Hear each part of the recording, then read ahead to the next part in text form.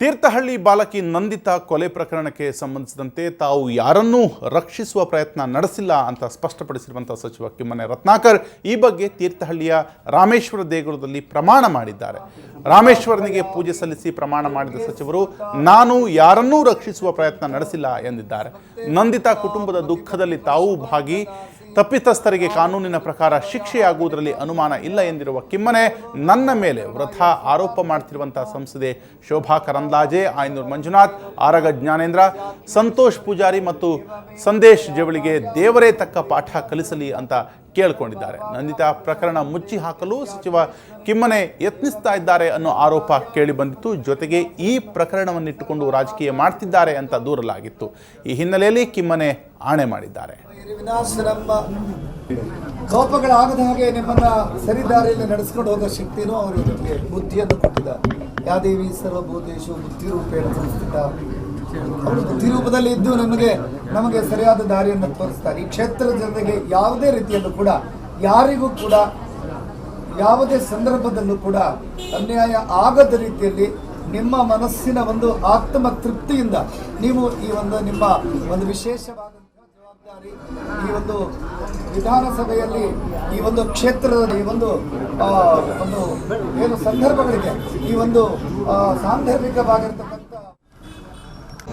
ಅಪಾದನೆಗಳನ್ನು, ಸುಳ್ಳುಗಳನ್ನು ಸೃಷ್ಟಿ ಮಾಡಿದ್ದಾರೆ ನನ್ನ ಮೇಲೆ. ನಾನು ತಪ್ಪು ಮಾಡಿದ್ದೇನೆ, ಕರ್ತವ್ಯ ಲೋಪ ಮಾಡಿದ್ದೇನೆ, ಯಾರಿಗೋ ಸಹಾಯ ಮಾಡಿದ್ದೇನೆ, ಯಾರೋ ಸಮುದಾಯಕ್ಕೆ ನಾನು ಸಹಕಾರ ಮಾಡಿದ್ದೇನೆ, ಪ್ಲೀಸ್ ಯಾರೋ ಸಮುದಾಯಕ್ಕೆ ನಾನು ಸಹಕಾರ ಮಾಡಿದ್ದೇನೆ ಅಂತಕ್ಕಂಥ ಸುಳ್ಳು ಆರೋಪಗಳನ್ನು ಮಾಡಿದ್ದಾರೆ.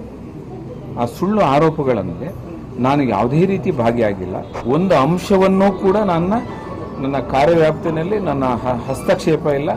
ಏನು ನ್ಯಾಯವಾದ ನಡೀತಾ ಇದೆಯೋ ಅದು ನಡೀತಾ ಇದೆ.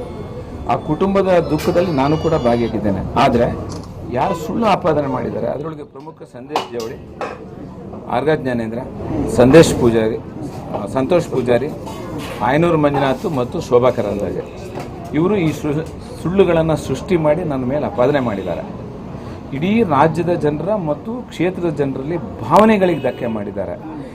ಅವರೇನು ತಪ್ಪು ಮಾಡಿದ್ದಾರೆ, ಬಿಟ್ಟಿದ್ದಾರೆ, ಘಟನೆ ನಡೆದಿದೆ, ಅದು ಕಾನೂನು ತನ್ನ ಕ್ರಮ ತೆಗೆದುಕೊಳ್ಳುತ್ತೆ.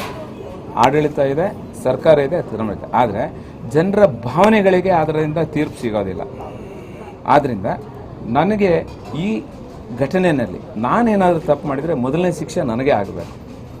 ಇಲ್ಲದೇ ಇದ್ದರೆ ಆ 5 ಜನರು ಏನು ಪ್ರಮುಖ ಇದ್ದಾರೆ ಅವರಿಗೆ ಶಿಕ್ಷೆ ಆಗಬೇಕು ಅನ್ನೋದು ನನ್ನ ಅಪೇಕ್ಷೆ ಇದೆ. ಈ ಹಿಂದೆನೂ ಕೂಡ ನಾನು ದೇವರಲ್ಲಿ ಬಂದಿದ್ದೆ. ಯಾರೋ ಒಬ್ಬರು ಹೆಗ್ಲತ್ತಿ ಪ್ರಕರಣದಲ್ಲಿ ನಾನು ಭಾಗಿಯಾಗಿದ್ದೇನೆ, ನಾನು ದುಡ್ಡು ತಗೊಂಡಿದ್ದೇನೆ ಅಂತ ಆಪಾದನೆ ಮಾಡಿದ್ರು. ಆಗ ಇಲ್ಲಿ ಕಾಣಿಕೆ ಹಾಕಿ ಹೋಗಿದ್ದೆ. ಆ ನಂತರದಲ್ಲಿ ನಾನು ಪ್ರಾರ್ಥನೆ ಮಾಡ್ಕೊಂಡಿದ್ದೆ, ನಾನೇನಾದರೂ ಅದರೊಳಗೆ ಭಾಗಿಯಾಗಿದ್ರೆ ನನಗೆ ಶಿಕ್ಷೆ ಆಗಬೇಕು. ಇಲ್ಲದಿದ್ದರೆ ಯಾರು ನನ್ನ ಮೇಲೆ ಆಪಾದನೆ ಮಾಡಿದ್ದಾರೆ ಅವ್ರಿಗೆ ಠೇವಣಿ ಹೋಗಬೇಕು ಮತ್ತು ಸೋಲಬೇಕು, ಅವರಿಗೆ ಕಷ್ಟ ಕೊಡಬೇಕು ದೇವರು ಅಂತಕ್ಕಂಥದ್ದು. ಅದರೊಳಗೆ ದೇವರು ನನಗೆ ಕರುಣೆ ವಹಿಸಿದ್ದಾನೆ. ಈಗಲೂ ಕೂಡ ನನ್ನ ಪ್ರಾರ್ಥನೆ ಅಷ್ಟೇ, ಇವರು 5 ಜನ ಸುಳ್ಳುಗಳನ್ನು ಸೃಷ್ಟಿ ಮಾಡಿ ನನ್ನ ಮೇಲೇನು ಆಪಾದನೆ ಮಾಡಿದ್ದಾರೆ, ಜನರ ಭಾವನೆಗಳಿಗೆ ಧಕ್ಕೆ ತಂದಿದ್ದಾರೆ. ಇಡೀ ರಾಜ್ಯಾದ್ಯಂತ ಜನರು ಅನುಮಾನದಲ್ಲಿ ನೋಡ್ತಕ್ಕಂಥ, ಒಬ್ಬರು ಇನ್ನೊಬ್ಬರನ್ನು ದ್ವೇಷ ಮಾಡ್ತಕ್ಕಂಥ ಕೆಲಸವನ್ನು ಮಾಡಿದ್ದಾರೆ. ಅವರಿಗೆ ದೇವರು ಶಿಕ್ಷೆ ಕೊಡಬೇಕು ಮತ್ತು ಕಾನೂನು ಅದ್ರ ಪಾಡಿಗೆ ಅದು ನಡ್ಕೊಂಡು ಹೋಗುತ್ತೆ. ಅದರೊಳಗೆ ನಾನು ಹಸ್ತಕ್ಷೇಪ ಮಾಡಲ್ಲ. ಇದು ಯಾವುದೇ ಘಟನೆಯಲ್ಲಿ ನಾನು ಯಾವುದೇ ರೀತಿಯ ತಪ್ಪು ಮಾಡಿಲ್ಲ. ಈ ತಪ್ಪನ್ನು ಸೃಷ್ಟಿ ಮಾಡಿದವರು ಏನಿದ್ದಾರೆ ಅವರಿಗೆ ದೇವರ ಶಿಕ್ಷೆ ಕೊಡಬೇಕು ಅಂತದ್ದು. ಆ ನಿಟ್ಟಿನಲ್ಲಿ ನಾನು 1,000 ರೂಪಾಯಿ ಕಾಣಿಕೆಯನ್ನು ಈ ದೇವರಿಗೆ ನಾನು ಸಲ್ಲಿಸ್ತಾ ಇದ್ದೇನೆ ಪ್ರಸಾದ.